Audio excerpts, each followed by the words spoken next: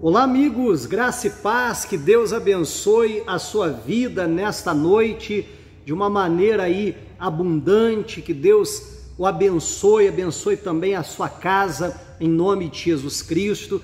E para a sua noite ficar aí muito mais abençoada, eu quero trazer uma palavra de Deus, eu quero orar em favor da sua vida. Hoje, durante todo o dia, nós estivemos orando, abençoando a vida das pessoas aqui na igreja, e olha, nós ouvimos vários testemunhos de milagres, daquilo que Deus ele fez, e eu tenho a certeza que Ele também quer fazer na sua vida, quer operar em nome de Jesus. Então, eu convido você a separar aí os próximos minutos para juntos nós estarmos falando um pouquinho a respeito da palavra do nosso Deus, estarmos orando juntos e Deus vai nos abençoar. Hoje eu quero falar da missão número 1 do discípulo de Jesus. Você é um discípulo de Jesus? E toda vez que eu falar aqui discípulo de Jesus, eu peço que você não lembre lá nos 12 apóstolos, né?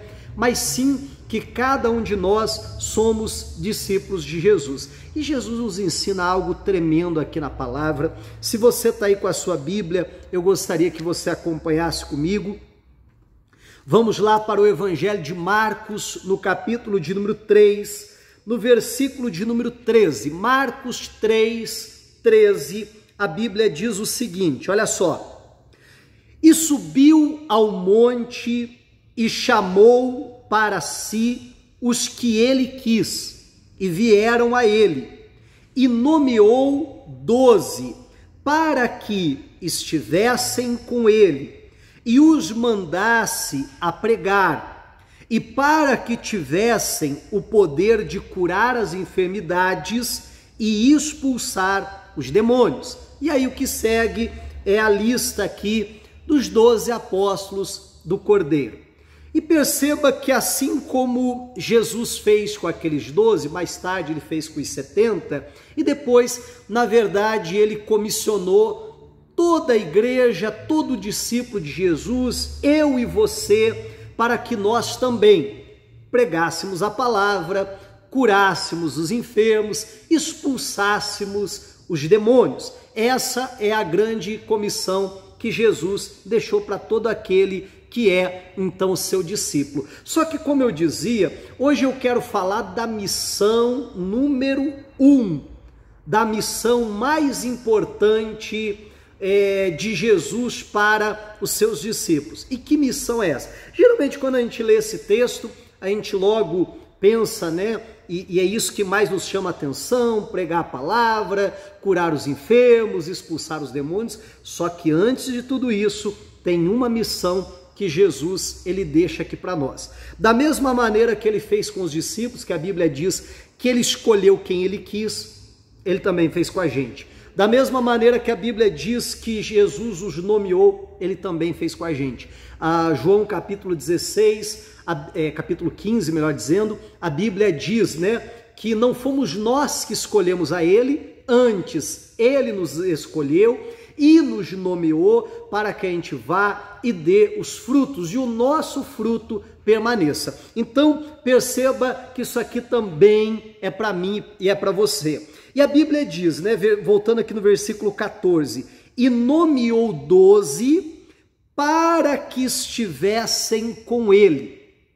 Essa é a missão número 1 e a mais importante dos discípulos, estar com Jesus. Perceba que esse era o propósito dos discípulos, antes de pregarem, antes de curarem os enfermos, antes de expulsar os demônios, a primeira coisa, e penso eu que a mais importante no chamado de Jesus para nós é para estarmos com Ele. Pastor, o senhor está dizendo que eu estar com Jesus, né? Eu penso que estar com Jesus fala de comunhão, fala de intimidade, de eu gastar tempo com Ele, de eu estar com Ele e muitas vezes, na maioria das vezes, não necessariamente fazendo alguma coisa, simplesmente desfrutando da presença dEle, desfrutando de comunhão. Pastor, o senhor está dizendo que isso é mais importante que pregar o Evangelho? Sim, eu estou dizendo,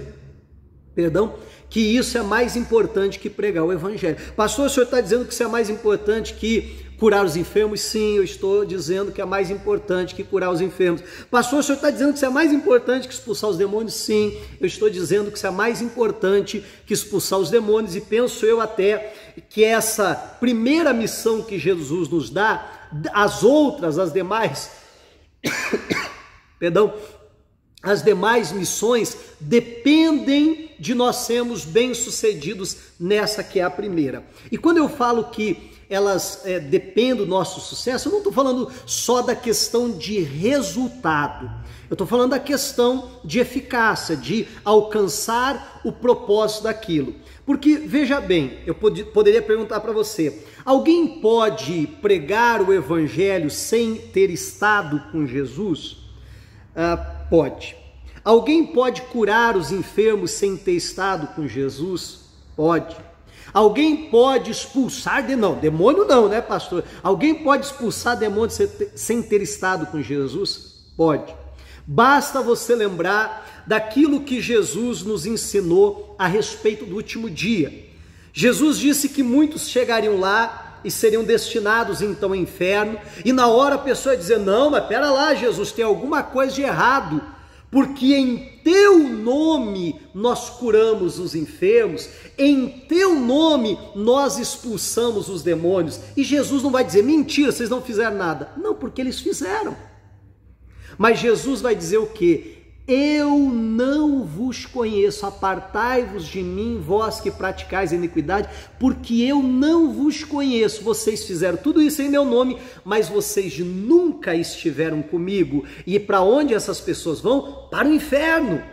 Pastor, mesmo tendo feito, porque mais importante que a gente fazer algo para o Senhor é nós estarmos com Ele, é nós desfrutarmos da comunhão, da intimidade com o nosso Senhor. Você já imaginou aqui nessa terra você pregar, curar os enfermos, expulsar o demônio e ir para o inferno ainda? Sob essa justificativa, eu não te conheço. E aí eu pergunto, por que Jesus não vai conhecer alguém? Ora, porque essa pessoa nunca esteve com ele. Paulo fala até de algumas pessoas que pregavam o evangelho por inveja, outros que pregavam o evangelho por ganância, por querer ganhar alguma coisa com isso. E você acha que nos nossos dias é diferente? Claro que não é. Só que se nós aprendemos a estar com Jesus, então as demais missões ali vai ficar muito mais fácil, porque quando você está com Jesus, você vai querer pregar o evangelho, você vai querer anunciar às pessoas aquilo que você recebeu de Jesus, aquilo que Jesus ministrou sobre a sua vida enquanto você estava com ele, você vai querer passar para as pessoas, você vai começar a pensar e a sentir como Jesus, e aí você vai olhar para o enfermo e como Jesus fazia, e você vai ter compaixão, vai sentir a dor daquela pessoa e vai dizer, poxa vida, eu vou levar Cristo para essa pessoa, eu vou curá-la em nome de Jesus, porque eu ando com Jesus, porque eu tenho essa bênção sobre a minha vida. Você vai olhar alguém cativo e como Jesus você vai dizer, poxa vida, eu tenho que libertar essa pessoa, eu vou expulsar esse mal em nome de Jesus. E aí nós vamos fazer a coisa certa com a motivação correta. E não só, como eu dizia, nós não apenas vamos alcançar o resultado, porque isso quem não está com Jesus, às vezes até alcança um resultado. Mas não é só alcançar o resultado, mas alcançar o propósito daquilo, a razão daquilo, a motivação correta daquilo. Então, precisamos aprender a andar, a caminhar com Jesus. É interessante, eu vou te dar duas passagens bíblicas, não vou ler, depois você medita aí com calma, que é Lucas 22, 59 e Mateus 26, 73. Anota aí e depois você lê essas duas passagens bíblicas. As duas falam de quando Pedro negou Jesus pela terceira vez. Eu quero fazer a junção dessas duas, repito, depois você lê em casa essas duas aí, esses dois textos, e a Bíblia diz lá que aquelas pessoas, elas disseram assim, não, você estava com ele, nós reconhecemos que você estava com ele, que você estava com Jesus. Aí, juntando com a passagem de Mateus, diz assim, né, porque a tua fala te denuncia. Olha que coisa séria, aquelas pessoas reconheceram que Pedro estava com Jesus, porque a maneira dele de falar o denunciava. A maneira dele de falar era diferente. Será que a linguagem dele era torpe? Será que a linguagem dele era vulgar? Será que ele era uma linguagem negativa e assim por diante? Obviamente que não. Porque senão eles não iam vincular aquela maneira de falar com Jesus. Eles disseram, você esteve com Jesus porque o teu jeito de falar mostra isso. Por quê? Porque aquilo que Pedro falava estava em consonância, de acordo, em harmonia com aquilo que Jesus falava, e eles identificaram. Poxa vida, e que nós verdadeiramente possamos estar com Jesus, e até na nossa maneira de falar alguém possa identificar e dizer, não, esse aí é de Deus. Não é ser crente, não é ser religioso, né? Não é, esse aí vai na igreja. Não, esse aí andou com Jesus. Esse aí está na presença de Jesus. E a grande verdade é que a gente percebe quando alguém está com Jesus e quando a pessoa não está. Ainda que às vezes pregando, curando enfermo, expulsando demônio, mas você olha para a vida da pessoa, ela está vazia de Jesus. E esse não é o propósito de Deus para nós. Qual que é a missão número 1 do discípulo? Chamou para que estivessem com ele. Essa é a nossa principal função. A Bíblia fala, Atos capítulo de número 4, versículo de número 8, para ser rápido aqui eu também não vou abrir, tá bom? Medita em casa, abre a Bíblia em casa e medita. Atos capítulo 4, do versículo 8 em diante. A Bíblia diz que, um pouquinho antes disso, né, que Pedro e João estavam entrando no templo. Havia um coxo que todos os dias era colocado ali para pedir esmola às pessoas que entravam no templo. Eles estão passando e aquele pedinte aleijado pede então a eles, me dá alguma coisa. E a Bíblia diz que Pedro diz, olha para nós. Ele olhou esperando receber alguma coisa. Ele disse, eu não tenho prata, eu não tenho ouro, mas aquilo que eu tenho, isso eu te dou. Em nome de Jesus, o Nazareno, levanta e anda. Olha só, alguém que andou com Jesus, que tinha algo de Jesus para dar para aquele paralítico, para aquele pedinte. O Pedro pega ele pela mão, levanta ele, os joelhos, os artelhos se firmam, e a Bíblia diz que este entra no templo pulando, saltando, louvando a Deus. Aí faz aquela festa, aquele tumulto dentro do templo, porque as pessoas começam a olhar e dizem, mas não é o paralítico ali? Aí uns diziam, parece com ele. Outros diziam, não, tenho certeza, é ele. E aí, né, a festa se formou, Pedro anunciou o evangelho, pessoas são salvas e pronto, né? Aí incomodou os religiosos da época, que formam então ali um sinédrio para acusar o Pedro. E aí eles estão acusando Pedro, e do versículo 8 em diante, que eu pedi para você anotar e ler depois, o Pedro então, ele dada a palavra nessa hora, ele se levanta e com toda a ousadia, a Bíblia diz, ele cheio do Espírito Santo, e com toda a ousadia, ele se levanta e diz, em primeiro lugar, que fique claro que nós estamos aqui sendo acusados e julgados pelo bem que nós fizemos ao homem, não fizemos mal a ninguém. Estamos sendo julgados pelo bem que fizemos a ele e pelo modo que ele ficou curado. Aí ele diz, vocês querem saber o modo que ele ficou curado? Foi através do nome de Jesus, que deu a este aqui que está diante de vocês essa perfeita saúde. Aí ele começa, esse Jesus, que é a pedra que os edificadores rejeitaram, mas que foi posta por pedra de esquina, por pedra angular, que depende toda a construção. Ele diz, esse Jesus é que nos salva, pois não há outro nome dado aos homens pelo qual devamos ser salvos. É só através de Jesus que há a salvação. E Pedro então aproveita a oportunidade para pregar o evangelho. Diz a Bíblia que quando ele anuncia isso, todo o sinédrio, aquelas pessoas, né, das mais altas posições, doutores da lei, entendidos, estudados, ficam boquiabertas sem ter o que falar. A Bíblia diz que eles não tinham mais o que falar e que eles ficaram admirados com Pedro e com João. Por quê? A Bíblia diz, porque eles sabiam que eles eram homens iletrados e incultos, que não tinham cultura, que não tinham uma formação, que não tinham estudados, poderíamos dizer que eram analfabetos, que eram simples pescadores, e eles ficaram admirados, e a Bíblia diz, e reconheceram, estes homens estavam com Jesus.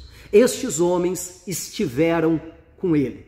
Olha que coisa fantástica, então, isso aqui. Eles cumpriram a missão número 1 do discípulo, estar com Jesus. E aí, a pregação do evangelho veio poderosa, salvando vidas.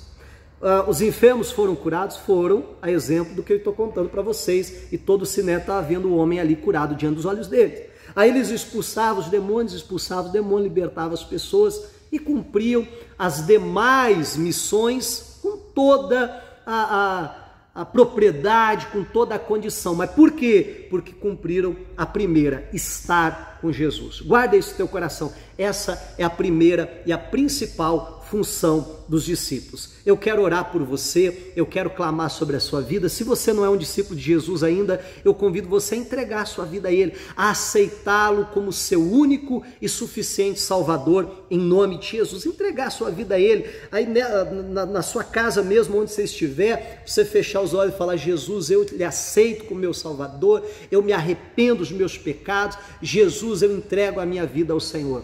Só isso que você precisa. E podendo entrar em contato com a gente para a gente lhe dar uma assistência aí, a gente vai fazer isso com todo prazer. Mas deixa eu orar por você em nome de Jesus.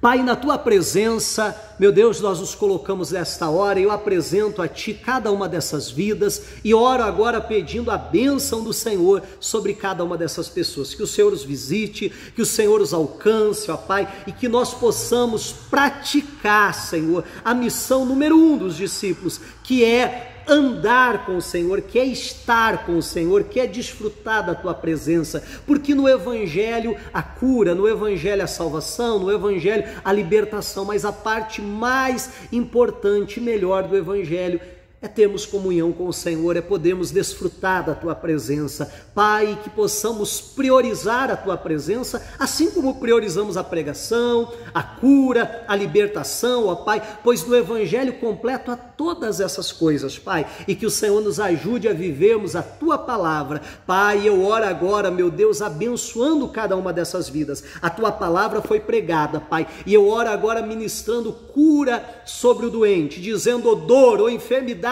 ou mal, saia desta vida agora, bata em retirada em o nome de Jesus, pois eu determino essa pessoa curada para a glória de Deus. Espírito maligno, da perturbação, da depressão, demônio seja qual for que tem agido nessa vida, que tem trabalhado para destruir esse casamento, amarrado a vida financeira ou qualquer outra área, eu estou dando a ordem agora, na autoridade do nome de Jesus. Pega tudo que é seu, tudo que lhe pertence e vai embora desta vida agora, em o nome de Jesus Cristo. E Pai, eu ministro cura, libertação, a bênção do Senhor sobre cada uma destas pessoas, em nome de Jesus. Amém.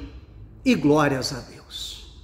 Aleluias, louvado seja o Senhor. Guarde essa palavra, viva aquilo que Deus ele tem para você em nome de Jesus. Deixa eu lhe fazer um convite, logo mais à meia-noite nós estaremos realizando o clamor, a oração da meia-noite, através do YouTube e do Facebook, né? A página no Facebook, o canal no YouTube é o mesmo nome, PR Luciano Borges. PR é abreviação de Pastor Luciano Borges. Entra lá, se não é inscrito, se inscreve já, porque logo mais meia-noite, um pouquinho antes da meia-noite a gente já entra, 5 minutinhos antes, a gente já entra para o nosso clamor da meia-noite. E domingo agora, 9 horas da manhã, o nosso culto direto aqui da nossa igreja, em nome de Jesus. Que Deus abençoe a todos, uma ótima noite, um forte abraço, tchau!